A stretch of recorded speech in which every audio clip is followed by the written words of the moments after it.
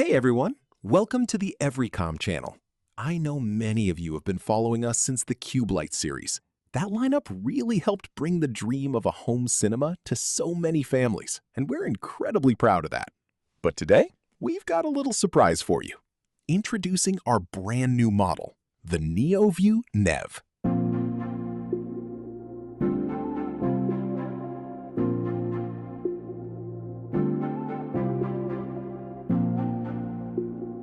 Opening the box, you get the projector itself, a manual, a power cable, an HDMI cable, and the remote.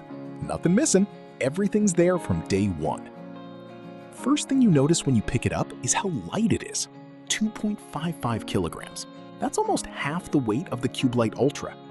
And when you're carrying this thing around or setting it up somewhere new, that difference is very real.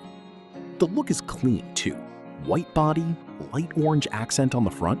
Understated, but it does look good on a shelf.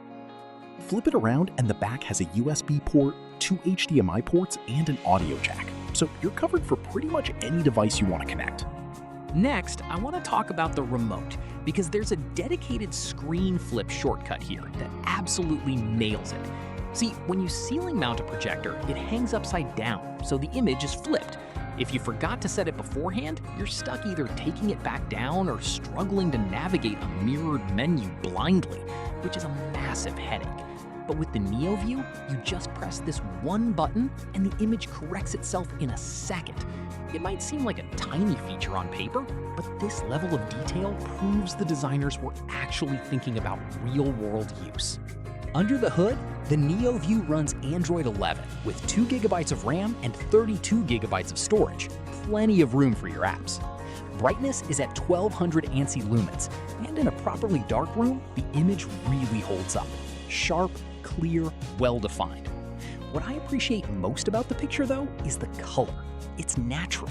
It doesn't punch you in the face with oversaturated tones like a lot of devices at this price point tend to do. It just looks like things are supposed to look, and that's actually harder to get right than most people realize. On the smart side, autofocus handles the initial alignment on its own, so you're not manually adjusting every time you move the unit. There are also 3 calibration tools built in. Keystone correction does both 4-point and rapid correction, so even if your wall angle isn't perfect, the image still comes out straight and clean. Auto Screen Fit reads the screen edges by itself and resizes the projection to fit. And you can still go in and do manual 4-point correction if your setup is more complex. Then there's Smart Obstacle Avoidance, which detects things on your wall, picture frames, shelves, whatever, and adjusts the image to work around them without you having to move anything. It just handles it. Throw distance goes from 1.1 to 5.5 meters, giving you screen sizes between 40 and 200 inches. It supports HDR and MEMC for motion smoothing, and 4K 60 FPS content on YouTube plays back without any issues. For the gamers, there's a dedicated game mode, and input lag came in under 20 milliseconds in testing. Hooked it up to a PS5 with HDR on, and fast action games just feel responsive. No lag, no blur, nothing pulling you out of the experience. The built-in speakers are dual 8-watt, and for a projector, they sound genuinely decent. Dolby audio decoding is supported, but I do want to be upfront about this. The unit decodes Dolby audio. It doesn't output full Dolby surround sound on its own. If you want that full cinema feel in the room, you'll want to pair it with an external Dolby-compatible speaker setup. Floor. To explore the Atlantic is to journey between worlds, from sunlit shallows alive with color to abyssal plains where no light has ever reached.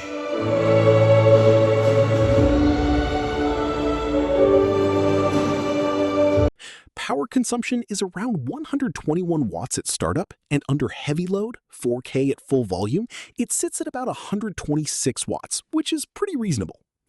One thing I do want to flag though, after a long session, the left side of the unit gets hot. We're talking around 67.8 degrees Celsius because that's where the main cooling happens. So after you've been running it for a while, just let it cool down before you touch that area, and definitely keep kids away from that side.